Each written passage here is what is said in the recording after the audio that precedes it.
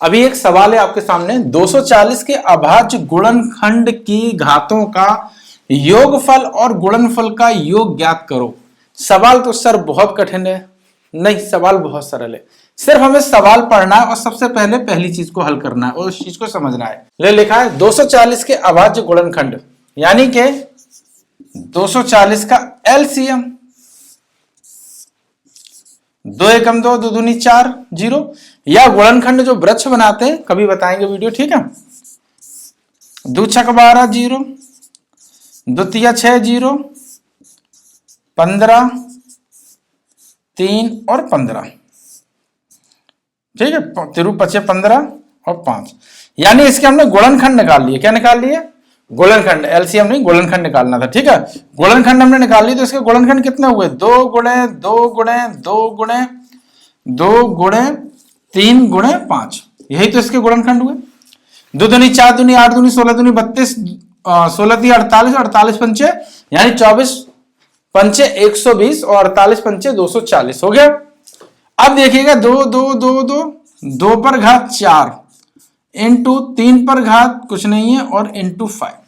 अब उसने क्या कहा कि योगफल, सवाल इतना नहीं आता है, सवाल सिर्फ योगफल तक आता है, लेकिन मैंने क्यों बढ़ा दिया? ताकि आप प्रिपेयर हों। उसने क्या लिखा? 240 के अभाज्य गुणनखंड। अभाज्य मतलब कि 2 अभाज्य, 3 अभाज्य, 5 अभाज्य, 7 अभाज्य।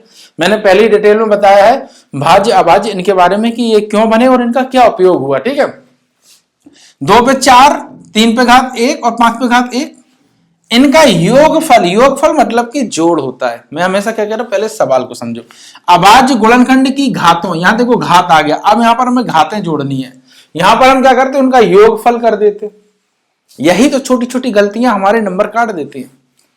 4 5 6 कितना हो गया? 2 + 1 + 1 इक्वल 6। योगफल कितना है? 6। गुणनफल कितना है? हाँ 6 क्यों हुआ? 4 हुआ। ये 4 5 6, 4 गुणे 1 गुणे 1, 4 एकम 1, वो 4 एकम 4, 4 एकम 4, 4 हो गया। कहा लिखा है गुणनफल का योगफल, योगफल कितना हुआ? 6 + 4। बताइएगा इसमें कोई प्रॉब्लम? कितना सिंपल सवाल था, सवाल सिर्फ यहां तक आता है, योगफल ज्ञात करो। ये मैंने क्यों बढ़ा दिया? ये मैंने लाइन इसलिए बढ़ा दी कि सवाल कोई भी आए आप प्रिपेयर रहो। पहले सवाल को पढ़ो, डीपली पढ़ो। 240 के अभाज्य गुणनखंड, तो पहले हमने अभाज्य गुणनखंड निकाल लिए, बाद में ये पढ़ेंगे सब। फिर क्या लिखा? की घातों, तो फिर हमने उसकी घातें देख ली, ठीक है। का योगफल, तो हमने योगफल लिख लिया है। और गुणनखंड, वो और बोल रहा है, और का मतलब योगफल अलग हो गया और गुणनखंड अलग हो गया, वो गुणनफल अलग हो गया, तो गुणनफल यानी गुणा कर दिया। का योग, अब देखो आगे बोलता जा रहा है, इन दोनों को हमने क्या किया? का योग जोड़ दिया, आंसर आ गया 10। अब यही वो क्या देता? ऑप्शन में देता 6 4 8 और 10। अब वो 6 4 क्यों देता? क्योंकि हमारा 6 भी निकल सकता था, हम इसे भी लिख सकते थे कंफ्यूजन क्रिएट करने के लिए। 4 क्यों देता? क्योंकि हमारा गुणनफल 4 निकलता, कहीं पर भी हम कंफ्यूज हो जाते, आंसर आ जाता। 10 हो जाता तो वो भी, तो उसने तीनों ही ऑप्शन में क्यों रखे? ताकि आप कंफ्यूज हो, कंफ्यूजन आपकी क्रिएट हो, ठीक है। ये तीनों चीजें उसने इसीलिए रखी हैं, और यही वो ऑप्शन में देता, सिर्फ एक अलग दे देता, 0 या 8 बना देता, फिर आपको याद करना होता। सबसे सिंपल है, समझ में आया ये चीज। ऐसे ही मैं यहां 240 की जगह एक और लिख देता हूं, 56 और 0। 560 का आप निकालिएगा, सिर्फ हमने कुछ नहीं संख्या बदली। 560 के अभाज्य गुणनखंडों की घातों का योगफल और गुणनफल का योग क्या होगा, तो करिएगा।